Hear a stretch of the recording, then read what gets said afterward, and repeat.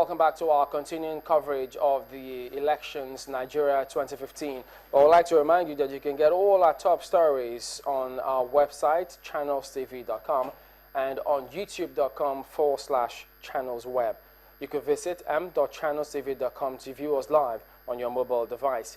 You can also download the Channels TV app for Android, iOS, and Windows phones from their respective stores. And we urge you to interact with the channel's Eyewitness feature on our Android, iOS, and Windows 8 platforms. Well, if you have pictures or videos to share with us, just tap the application on your device, swipe to reveal the Eyewitness menu, and then follow the instructions you see there. Well, you can also send us eyewitness reports without an active data or internet connection, and that will be on your smartphone. Just tap the Eyewitness menu and follow the instructions you see there.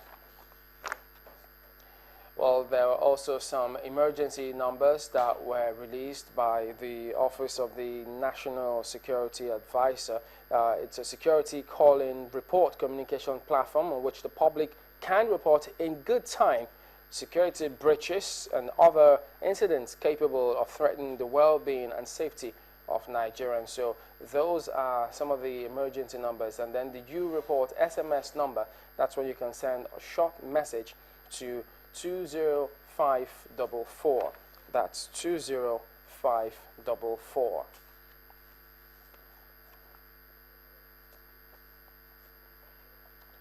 And don't forget, you can also keep your comments coming through to any of our Twitter handles, and then to Nigeria 2015 at channelstv.com. That's the email address that you can send comments to. Well, we go over now to join Governor Adams Oshiomole of Edo State to give us his thoughts on this election. He joins us via Skype. Good evening, and thank you for joining us today. What's your assessment of this election so far? Well, I think it's mixed. On the one hand, I think at the level of planning, INEC intended to do, improve on past weaknesses like using the card reader. And unfortunately, the failure rate was such that this had to be abandoned. And by the time the decision was taken to abandon it and to allow people to resort to manual, it was already, in most cases, up to 3 p.m., 4 p.m. And in a country that is basically in the dark, that created a huge challenge such that people have to make makeshift arrangements to lit up polling units and voting accreditation going into midnight and all of that. In Edo State, some of the EOs clearly were compromised because, for example, in Orion local government, the EO distributed materials and decided to distribute the result sheets, even though they were supposed to be they are customized based on units. It decided to distribute them in a way that was programmed to lead to confusion. And of course, in the end, we had to report to INEC authorities and upon confirmation of the fact of these confusion, they decided to cancel election in the entire local government. But even in the heart of Benin, materials were distributed.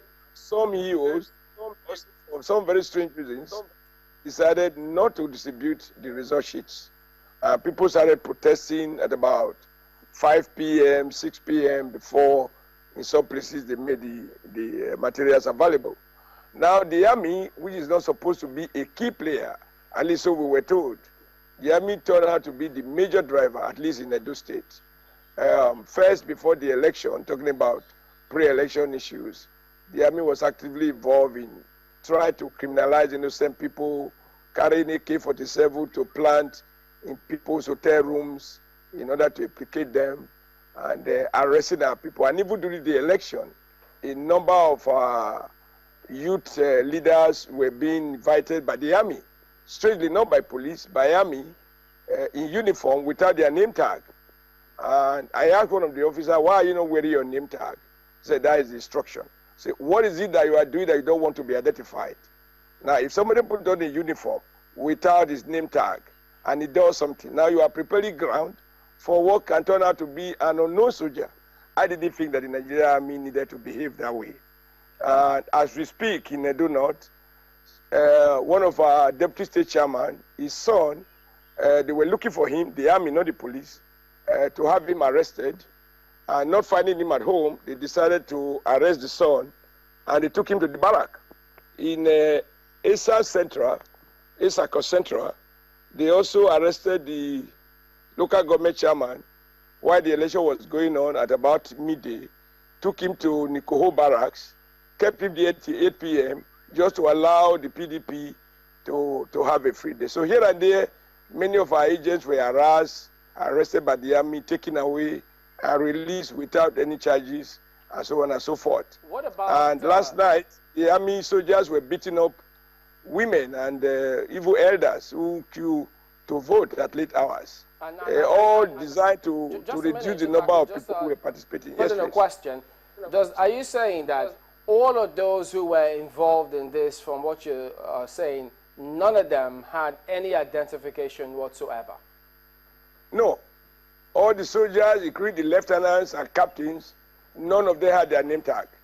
I asked the ones who were drafted to lay siege around my compound in the village. I came down and I asked him who he was. And he said he's an officer of the Nigerian Army. He said, but you should wear your name tag. He said they were asked not to put on the name tag. I said, now this is dangerous. If anything is done in the name of the army, how do we trace it to a particular military officer or a soldier? So, I mean, it was clear that there was clear plans to do something that is unprofessional. But how can you have a military officer not wearing his name tag and be declared for election purpose? How did you come some of those restricted INEC from movement. I hope you can hear me. How did you come to the conclusion that that was in order to allow the PDP to have their way? Yeah, because all those arrested were APC leaders. As I said, the local government chairman was arrested while he was trying to vote and taken to the army barrack at Auchi. And as I told you, even as we speak today, the army wanted to arrest our deputy state chairman, Alhaji Mogaji. Once they couldn't find him at home, they picked his son and they took him to the barrack. They've picked quite a number of people like that to the barrack. And in many areas where collision was taking place, the army officers goes there, try to doctor the collision system. Many a time I've had to call the brigade commander that it was clear that the army is not supposed to be found in a pulley booth. They are not supposed to be at the collision center. They are supposed to, at the very best, found by the roadside. But allow me to in most cases, they were much more directly involved, you know. And Mr. Governor, if you can just allow me to interject there. Today, you seem like a very happy man. I mean, you got accredited, you have done your voting, and your state seems to be in control of you, and everything seems to be very, clement. You've not recorded any skirmishes or trouble spots where you are. Would you give yourself the credits, or how would you rate INEC for making this process just go through despite the little odds that you see? I think you shouldn't call this little issue. They are not little. They are major and they are fundamental. Central to election is a level playing field. And security is of the essence in election matters. Now, in Ikubaka local government, somebody was shot and killed yesterday at about 10 a.m., why PDP were distributing money. And the security agencies were giving PDP escort. I mean, a high chief in Benin, Isama, was busy carrying money, going from one local government to the other.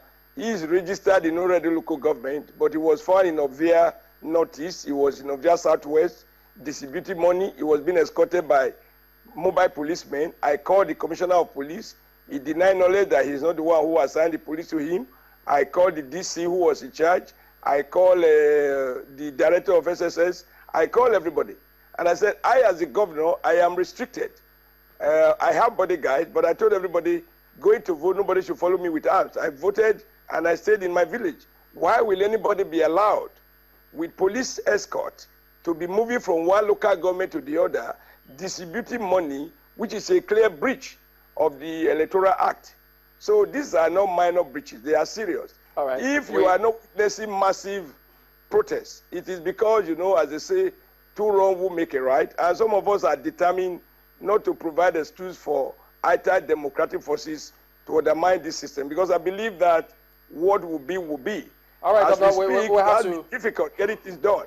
All right, we have had too much institution by the army, and we have to go. It's like Edo State was particularly targeted. We'll also get across to others and follow up on what you have said today. But thank you very much indeed for speaking with us today on the program.